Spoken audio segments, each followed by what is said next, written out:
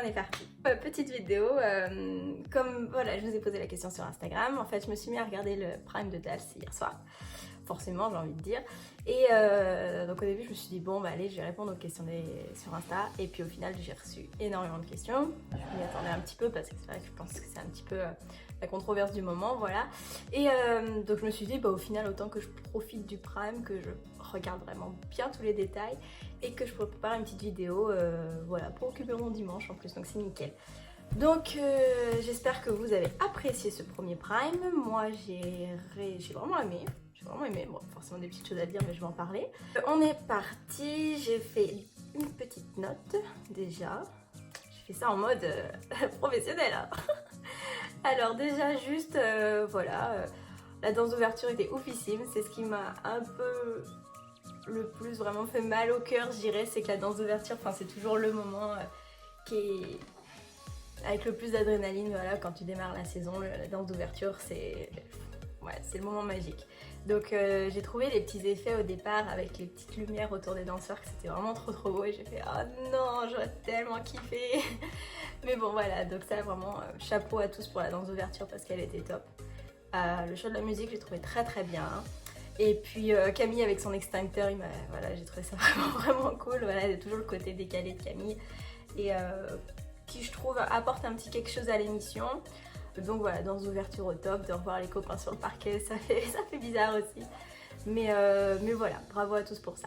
Dans la danse d'Aziz et Denitsa, je m'attendais voilà, à quelque chose d'aussi bien. C'est du Denitsa, voilà, Denitsa elle a un super partenaire. Qui a forcément un petit peu de facilité parce que c'est un tout jeune. Donc voilà, la choré au top comme Denitsa elle a l'habitude de faire. Et puis voilà, pas forcément de surprise parce que je m'attendais à cette qualité-là. Donc voilà, j'ai trouvé qu'il était hyper drôle, hyper pétillant. Et effectivement, enfin, qui canalise son énergie, mais il me fait énormément penser à Lenny un petit peu dans le personnage en fait, le petit jeune qui déborde d'énergie et qu'en met trop en fait, et Danitza va devoir bosser après pour essayer de placer cette énergie au bon endroit au bon moment. Et puis ouais, concernant la choré de Denny, j'ai trouvé qu'elle était vraiment top parce qu'elle était vraiment calée sur les paroles en fait. Donc ça c'est quelque chose, je sais pas si vous avez remarqué quand vous regardiez à la télé, mais les paroles de la chanson correspondaient parfaitement avec les mouvements qu'elle est voilà, qui étaient en concordance avec les paroles et j'ai trouvé ça top. Voilà, rien à dire. Très appréciable. Ensuite, donc la danse, c'était Clara Morgan et Maxime qui sont passés en deuxième. Et je dois dire que j'ai bien kiffé aussi et que j'étais surprise, mais je pense comme un petit peu tout le monde a été surprise par Clara.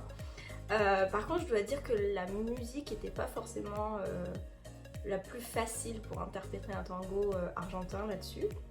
Mais bon, c'est Max, hein. Max c'est un très grand professionnel, voilà, il fait toujours des très jolis chorés également, donc voilà, j'ai trouvé que Clara était vraiment excellente au niveau des portées, donc bon, je pense que c'est une sportive, hein, elle doit faire beaucoup de sport, donc elle a vraiment une musculature qui l'aide énormément pour réaliser les portées et ça s'est vu. Le seul truc que moi j'ai vu, mais je pense que ça va se prendre avec le temps, au niveau du cadre, je pense qu'elle n'était pas... ça manquait un petit peu de tonicité et qu'elle n'était pas assez à l'écoute de Maxime, mais c'est quelque chose qui... Voilà, c'est un premier prime, donc en fait, il n'y a même pas de critique à faire. C'est un premier prime et puis je pense que Maxime, il va forcément régler tous ces petits détails et la paramétrer, si je peux dire, au fur et à mesure des semaines. Donc voilà. Après, au niveau des notes, c'est vrai que des 9, il y a eu énormément de 9 qui sont sortis hier. Et pour un premier prime, je sais que c'est déjà arrivé, hein, qu'il y a pas mal de couples qui ont déjà eu des 9 pour un premier prime, mais j'étais devant ma télé, j'ai fait what, c'est un premier prime, il reste encore 9 primes, ça va être chiant si c'est pas pour dire où est la marge de progression et le challenge quoi. Après, je sais bien que c'est le plus dur, entre parenthèses, c'est pas forcément d'arriver en haut, mais c'est d'y rester, ça je suis tout à fait d'accord. Mais voilà, j'ai dit oh 9 dès le départ, un petit peu facile quoi. Mais j'ai pris des notes sur tout, mais après il y a plein de choses que je ne veux pas forcément rentrer dans les détails parce que c'est des fois un peu trop technique par rapport à la danse. Et puis voilà, moi je suis pas dans la salle avec mes collègues, donc je sais pas, je connais pas la personne aussi qui est le candidat. Donc peut-être qu'ils ont bossé des trucs pendant des semaines, ils se sont focalisés pendant les 3 semaines sur quelque chose qui était catastrophique et le jour du prime était top, et vu que je n'ai pas ces informations là, et ben moi je vois que les petits détails en fait, les choses qui ont été mises de côté pendant ces 3 semaines pour favoriser autre chose, ce qui est fort probable. Donc c'est un peu difficile de critiquer, mais franchement un chapeau de moi pour Samy et Fauve, parce que franchement le handicap il était invisible. Je suis choquée. Après, à voir sur des danses latines justement où là il y a quand même comment dire, une mécanique au niveau des jambes qui est beaucoup plus, qui doit être beaucoup plus souple et plus travaillée. Donc là je pense que ce sera vraiment plus handicapant pour lui, mais en tout cas sur cette danse là, j'étais choquée. Alors que en plus le choix de la musique pareil n'était pas forcément la plus facile pour interpréter un quick-step, parce que c'est une musique qui à la base en danse sportive est utilisée pour faire une samba. Donc rythmiquement le quick-step marche, mais la mélodie et les sonorités ne donnent pas trop envie de danser un quick-step. Donc j'étais choquée, j'ai fait waouh, bravo. C'est pas parce que j'adore Fauve, mais franchement Samy et Fauve pour moi c'est voilà le coup de cœur de cette saison. Et puis voilà, l'utilisation de l'espace était vraiment top. J'ai trouvé que la choré était bien pensée pour lui, il le mettait en valeur. Et voilà, les 2 univers de Fauve étaient là, le côté cadre standard avec une vraie partie de quick-step qui était vraiment présente, et ça j'ai trouvé ça cool, et le côté un peu plus latino, booty chic qui était aussi là, et j'ai trouvé ça vraiment cool. C'est vraiment la danse qui m'a le plus... Mais ils étaient, ouais pareil, j'ai noté Moundir impressionné aussi, parce que c'est pas que je m'attendais à une cata, mais ouais, j'ai été surprise dans le bon sens. Après, je dois dire que sur cette saison, il y a vraiment un niveau qui est hyper homogène, et c'est difficile de se dire vraiment qui va être les finalistes. Aussi bien on peut voir, je peux deviner qui vont partir les premiers, ça j'ai moins de difficultés, mais vraiment se dire qu'ils vont être demi-finalistes, finalistes, là c'est un peu plus délicat. Il y a un niveau qui est vraiment homogène, et sur un premier prime des fois c'est assez clair des fois. Sur certaines saisons on se rend compte vite en fait de qui sort du lot, et là beaucoup moins. Donc la saison promet d'être assez intéressante. Même si le casting au départ, j'ai vu pas mal de choses sur internet qui disaient ouais le casting, les noms sont peut-être pas très connus du grand public, mais sur le parquet on a quelque chose d'intéressant, et pour moi c'est le principal vraiment. J'ai une de vos questions qui justement me disait ça, qu'est-ce qui est une star pour toi? Parce que c'est vrai que les gens, enfin sur les réseaux il y a beaucoup de personnes, oui c'est pas des vraies stars, nanana, mais pour moi une star c'est quelqu'un qui excelle dans son domaine et qui est connu dans son domaine. C'est pas forcément, enfin en tout cas dans l'émission, et puis même tu peux être une star de la danse sportive comme nous on a, et qui sont totalement inconnus du grand public, et pourtant c'est des dieux vivants de la danse sportive en fait. On en a, dans les disciplines on en a plein, et il y en a dans toutes les disciplines en fait. Des pointures, enfin voilà, moi les grands sportifs qu'il y a sur l'émission, j'en avais pas forcément entendu parler avant, mais dans leur domaine c'est des dieux vivants, c'est des champions du monde, c'est des recordman, c'est des champions olympiques. Donc c'est facile de dire c'est pas des stars, mais en même temps personne n'a la science infuse, personne ne connaît tout sur tous les domaines. Donc ce qui n'est pas forcément une star pour toi peut être un dieu vivant pour quelqu'un d'autre en fait. Donc là je trouve que les gens ils ont un petit peu la critique facile en disant ouais c'est Danse avec les inconnus. Moi je suis pas trop d'accord pour ça, parce que moi-même j'idéalise vraiment des gens, pour moi c'est des stars, des dieux vivants, alors qu'ils sont totalement inconnus de mes parents, de ma grand-mère, de mes tantes, de mes copines d'école, de personne en fait. Je sais même pas, c'est pas ok, c'est impossible aujourd'hui d'avoir des Michael Jackson, des Madonna sur Danse avec les stars. Enfin, il y en a peut-être un par saison qui est connu par tout le monde et puis c'est tout, mais ouais là-dessus je pense que les gens faudrait qu'ils s'ouvrent un petit peu plus, c'est mon avis. Après, donc au niveau des questions, j'ai eu celle-ci qui m'a fait rire, mais je crois qu'elle ne m'était pas adressée, je crois que le monsieur il s'est bien trompé. Question de Mick Bazin, bonsoir. Tu préfères finir première encore une fois, je pense, mais quel est le concurrent qui te fait le plus peur? Je pense que cette question est destinée à Denitsa, donc Denis, si tu vois cette question, je te laisse envoyer un message à ce monsieur. Ensuite, donc question de Angelina Am, pourquoi tu ne le fais plus? Ça j'ai déjà répondu dans mon dans ma première FAQ, et je n'ai toujours pas de réponse officielle exacte, mais je pense que c'est la réponse que j'ai eue au téléphone de la part de la production, et la vraie réponse simplement qu'il n'y avait pas de célébrité pour moi cette année et que je dois profiter de mon canapé cette année et surtout de profiter de ma compétition. Et je pense que c'est le destin, voilà, plus j'y pense. Même hier soir, hein, j'étais dans mon canapé, les premières minutes ont été un peu, ça a fait un pincement au cœur forcément parce que je voyais mes collègues et je me rappelais de l'ambiance et tout. Et je me dis, une année de plus, ça m'aurait bien plu. Et après, j'étais sur mon ordi en train de bosser un petit peu parce que j'ai des beaux projets qui arrivent, qui me tiennent vraiment à cœur. Je bossais un petit peu en même temps et je me suis dit, mais en fait, t'as tellement de trucs de fous et qui te tiennent à cœur qui arrivent aussi cette année. Donc c'est un mal pour un grand bien en fait. C'est mettre un peu de côté ce que je faisais depuis 3-4 ans pour m'occuper un petit peu de ma carrière professionnelle. Enfin, de compétitrice, mais qui par la suite deviendra ma carrière professionnelle. Vous en saurez plus dans quelques mois, quelques semaines, quelques mois, ça dépend. Voilà, ça c'est une question de Fiona SVLR. Quel partenaire aurais-tu aimé avoir si tu avais participé à la saison 10 ? Dans les partenaires hommes, franchement, ils m'ont tous fait marrer. Ils m'ont tous fait marrer. Johan Ryu, je ne connaissais pas forcément ce monsieur, mais enfin, dans ma famille, certaines personnes le connaissaient parce que forcément, ils suivaient le sport.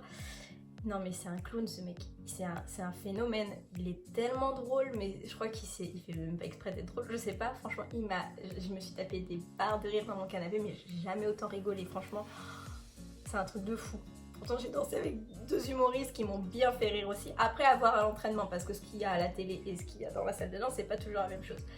Et Manuel, je veux dire, elle a du boulot avec, donc ça doit pas être rigolo tous les jours, mais c'est un phénomène, il est trop drôle, il s'en sort, il est trop chou, il est tout mignon, il est tout petit comme ça avec ses petits yeux, son grand sourire, là, il est trop rigolo. Donc Johan du trop top, Aziz du trop top aussi, je pense que c'est un travailleur, voilà, qui me fait penser à Lenny, pour moi c'est un Lenny numéro 2. Et puis ouais, tous ont quelque chose d'intéressant, donc c'est très difficile comme question. Très difficile, je ne sais pas, je suis incapable de... Il faudrait que je fasse un essai un jour avec chaque et après je pourrais choisir. Ok, est-ce que tu vois encore souvent les danseurs pro? Malheureusement non, j'habite en Russie maintenant, donc c'est très compliqué. Et puis ils sont pour la plupart tous sur Paris, donc là où je vivais que rarement. Mais j'aimerais passer faire un petit coucou sur le Prime, si je peux, si je suis en France. Pendant la saison, faire un petit coucou et puis choper un peu l'énergie du Prime, ça ferait du bien. Alors, c'est qui crée les chorés, les danseurs ou autres personnes? Alors, ce sont les danseurs professionnels qui créent les chorégraphies et Camille l'a mentionné hier pendant le Prime et j'étais agréablement surprise aussi, ça a fait plaisir. C'est vrai qu'il y a énormément de travail de la part des danseurs pros, énormément. C'est un casse-tête franchement, entre ce qui est demandé de la part de la prod, ce qu'est capable de faire le partenaire, ce que nous on a dans la tête. Faut pas oublier que c'est de la télé, effectivement il y a des angles de caméra à respecter, ce genre de choses. Donc c'est un travail colossal, c'est un travail monstre et que Camille le mentionne, je trouve ça vraiment très, très sympa. Et puis donc bon courage à tous mes ex-collègues pour la création des prochaines chorés, vraiment. Sarah DLV, dommage que Danse avec les stars ne représente pas ce qu'est réellement la danse sportive. Effectivement, c'est un programme de télé. Donc voilà, c'est comme ça. Je sais que dans pas mal d'émissions de DALS, que ce soit à l'étranger, parce que je suis quelques saisons de DALS à l'étranger aussi, c'est souvent le cas. Mais après, si vous voulez voir de la vraie danse sportive, il y a des compétitions partout en France. Et franchement, vous n'avez qu'à aller sur le site de la FFD, danse sportive, et il y a le calendrier des compétitions. Et si vous voulez voir du vrai spectacle de danse sportive, vous allez dans ces compétitions-là. C'est des compétitions où, en plus, on demande du public, on a la recherche du public pour soutenir les danseurs, tout ça. Donc, vous ne serez que les bienvenus sur ce genre d'événement. Donc, voilà, il y a le site de la FFD, danse sportive, calendrier des compétitions. Et vous allez vous taper, voilà, s'il y a une compète qui est près de chez vous, rien ne vous empêche d'aller à ces compètes-là et de voir des danseurs d'excellent niveau faire voilà, ce que font les danseurs pros de Danse avec les stars quand ils étaient en compétition, de la danse sportive. Voilà, maintenant c'est un programme de télé, c'est du divertissement, donc il faut adapter ça au programme, voilà, tout simplement. Qu'est-ce que ça fait de le vivre autrement? Question de Maïlis Viti. Ça fait bizarre les premières secondes et après franchement j'étais tellement bien dans mon canapé que ouais, ça m'a pas plus perturbée que ça. J'étais tranquille avec mon PC, avec un petit thé et puis des petits gâteaux et puis j'ai profité du Prime d'une différente manière. Mais je pense que je le vis forcément pas de la même manière qu'un téléspectateur lambda, entre parenthèses, qui a jamais été sur le plateau, parce que je sais comment que ça se passe, je sais l'ambiance qu'il y a entre les danses, pendant les pubs, voilà, donc j'imagine, je sais très bien tout ce qui se passe et donc je le vis différemment. Mais je dois dire que c'était quand même intéressant pour moi de voir, comment dire, uniquement ce que la prod décide de faire voir en fait. Parce que forcément, hein, quand il y a les maquilleuses qui courent sur le plateau pour te poudrer le nez, ça c'est pas montré. Quand il y en a qui font les cons dans la Red Room, c'est pas montré. Quand t'as le mec qui crie 3, 2, 1, c'est parti, juste avant le direct, c'est pas montré. En fait, il y a tellement de choses qui sont pas montrées, mais qui font le charme de l'émission quand t'es de l'autre côté en fait. Et donc, bah ouais, j'ai pu voir uniquement ce qui était montré forcément à la télé pour la première fois. et c'était cool, c'était sympa. Je sais pas si je referai toutes les semaines parce que moi aussi j'ai pas la télé, mais pour une fois c'était très, très intéressant. Question de Frenchic29, combien de temps passais-tu à être maquillée et coiffée avant le Prime? Ça dépend parce que des fois on avait une certaine coiffure pour la danse d'ouverture, après une seconde coiffure pour la première danse, une seconde coiffure pour la deuxième danse. Mais en général, tu passes bien 1h30, 2 heures, hein, au moins 1h30, 2 heures, en fonction de la complexité aussi du look que tu as cette semaine-là, mais tu passes quand même pas mal de temps. Question de Marie-Denis Goffan, penses-tu faire une danse de groupe cette année si c'est pas compliqué avec les compètes? Et si c'est pas compliqué, si je suis en France et que la prod a besoin de moi, je le ferai avec grand plaisir. Histoire aussi voilà, de prendre une petite dose d'adrénaline de Dals. C'est pas que je suis en manque d'adrénaline hein, du tout, parce qu'avec les compètes j'en ai à revendre même, mais c'est pas le même stress. Donc ouais voilà, se prendre une petite dose de plaisir, ça serait cool. Mais après si ça se fait pas, c'est pas grave. Enfin, je sais pas, j'en ai fait pas mal quand même en 4 saisons. Avec quelle star française, américaine aimerais-tu participer à Dals? J'aimerais bien participer à Dals avec un mec bien barré. Franchement un fou genre du cinéma. J'aimerais trop, genre, pas forcément un acteur, mais Tim Burton ou un truc comme ça, ou même une grosse star de rock'n'roll, genre Alice Cooper. J'aimerais tellement. Une star de rock, ce serait tellement cool. Ah ouais, ça franchement, je kifferais tellement. Question de Elodie Le Fur. Est-ce que les musiques et les styles de danse sont imposés ou vous choisissez tout? Alors oui, le style de danse et la musique sont imposés par la prod. Nous, on s'occupe juste de la chorégraphie. Donc c'est la prod qui impose et comme ça permet aussi eux qu'ils aient quelque chose d'hétérogène pendant le Prime. Par exemple, si 3 danseurs pros choisissent un cha-cha, bah, c'est pas très intéressant. Il faut qu'il y ait un maximum de cha-cha, de jive, voilà. Donc ça c'est la prod qui fait tout ça. Et puis après qui nous impose, et puis nous on se débrouille avec ça, mais on est capable plus ou moins de tout faire. Donc en tout cas les danses sportives, les 10 danses sportives, plus quelques petites danses à côté. Ça j'ai répondu. Alors ça c'était question intéressante au fait. Question de Eva2403. Est-ce qu'on vous explique où vous devez danser par rapport au Steadicam? Donc pour ceux qui ne savent pas, le Steadicam c'est la caméra qui est portative, si je dois dire, qui est sur un monsieur. Bon, t'as le monsieur, hop, t'as le monsieur, Papa Cam que j'appelle tout le temps, t'as le monsieur, et donc il a toute une espèce de, c'est pas une armure, mais c'est un truc en métal super lourd qui colle sur son corps, enfin qui est comme un gilet pare-balles, c'est trop bizarre, c'est comme un gilet pare-balles avec un bras articulé, et au bout t'as la caméra. Et c'est une grosse caméra et qui bouge, enfin il la bouge comme ça là, je sais pas comment il fait, c'est trop chelou.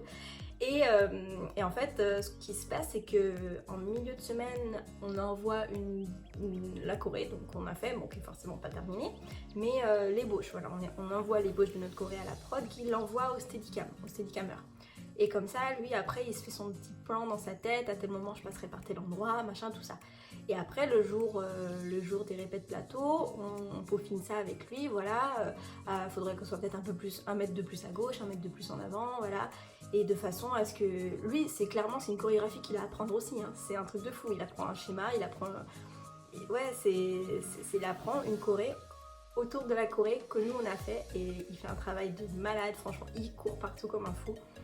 C'est vraiment, je suis sûre il est aussi fatigué que nous après son prime, c'est un truc de fou. Mais voilà.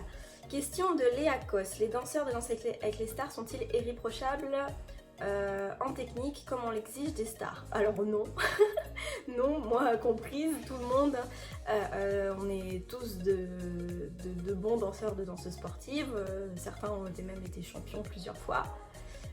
Tout le monde a un bon niveau bien sûr, mais de toute façon irréprochable niveau technique c'est pas possible. Même des finalistes de championnat du monde, ils ont forcément toujours des choses à travailler.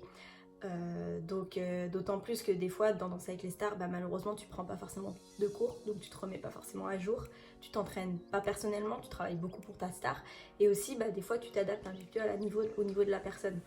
Parce que si toi t'es à fond et puis comme dans tes compètes de danse et puis que l'autre il galère à côté, ça se voit trop. Donc les danseurs, je pense, s'adaptent le plus possible à leur célébrité, quitte à eux sous-danser un petit peu. Donc forcément qu'il n'y en a aucun qui est irréprochable techniquement, mais ça reste des excellents, des pointures dans leur domaine. Voilà. Donc la danse c'est quelque chose qui évolue en permanence. Il y a les techniques s'affinent.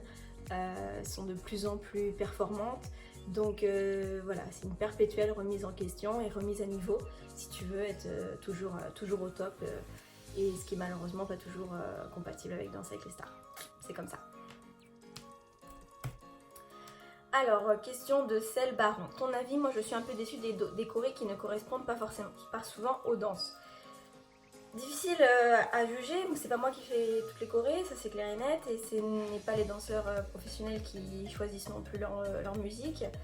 Mais voilà, faut pas oublier que à la prod, ce sont pas des danseurs qui décident de tout ça, c'est des gens qui sont spécialistes dans le milieu du divertissement et de la télévision, donc ils pensent au plus grand public, ils pensent à faire plaisir à un plus grand nombre de personnes, et forcément quand il y a des danseurs de salon qui regardent, ils voient tout de suite le côté puriste de la chose, et voilà, moi je pense que c'est quelque chose qui m'a aidé justement à être un peu plus ouverte d'esprit, parce que avant que je regarde Danse avec les stars, j'avais exactement le même discours. En disant oui, c'est pas technique du tout, ça représente mal la danse sportive, ils font un cha-cha alors qu'il faut faire un tango, nanana.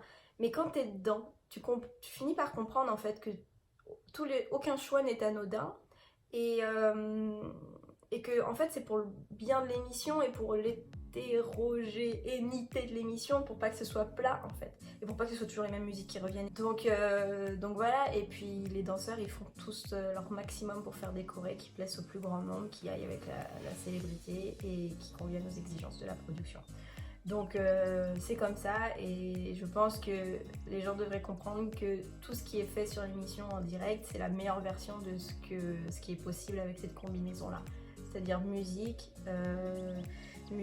star, thématique, voilà, et danse. C'est la meilleure combinaison parce que chacun donne son maximum en fait, tout simplement. Alors, les robes que vous portez sont-elles à vendre? Elles changent à chaque saison? Question de Stell R. Alors non, les robes que l'on porte ne sont pas à vendre, certaines sont fabriquées directement par la prod, en fait il y a une équipe de couturiers en haut du 217, tout là-haut, ou alors il y a quelques locations qui sont louées en Angleterre, mais sinon c'est quasiment tout fait à la main, voilà, par des couturiers professionnels, et qui se tracent tout à la main aussi, un petit clin d'œil à Maurice et sa crêpière qui se trace avec une crêpière, enfin bref, on peut peut-être pas comprendre, mais ça me fait bien rire. Et donc oui, certaines robes sont recustomisées d'une saison à l'autre, certaines sont réutilisées, voilà, c'est des robes qui coûtent très très cher, donc impossible de porter une robe pour une danse de 2 minutes, c'est pas possible. Et donc voilà, pour répondre à ta petite question. Ok, donc je pense avoir terminé avec les questions. Voilà, j'aimerais bien connaître votre opinion un petit peu sur toutes ces questions également, donc je vous laisse me mettre tout ça dans les commentaires juste en dessous. Je me ferai un plaisir de vous donner mon avis également. Si vous avez des choses à débattre, je serais vraiment contente de participer à ces débats-là. Et voilà, donc je vous souhaite d'apprécier toute cette saison qui commence. Moi je vais essayer de la suivre à distance, voilà, via Instagram, via peut-être MyTF1. Je vais essayer de regarder un petit peu les prestats, les commentaires. Et puis voilà, moi j'ai envie de dire que le meilleur gagne, tout simplement. Donc je vous souhaite une bonne fin de journée, un bon dimanche, et puis on se retrouve la semaine prochaine pour une prochaine vidéo sur YouTube qui sera... Qu'est-ce que j'ai fait sans... Ah oui, tuto make-up. J'ai préparé un tuto make-up, pareil que j'ai pas du tout l'habitude de faire. Donc je suis en train de vraiment me renouveler niveau maquillage, et je dois dire que je kiffe de plus en plus voilà, ce que je suis en train de découvrir. Donc prochain décor, je serai rentrée en Russie, je serai plus dans ma petite chambre de la maison de mes parents. Donc j'essaierai de faire quelque chose de sympa également. Donc voilà, passez une bonne fin de journée, je vous fais des bisous à tous et on se retrouve pour une prochaine vidéo. Ciao!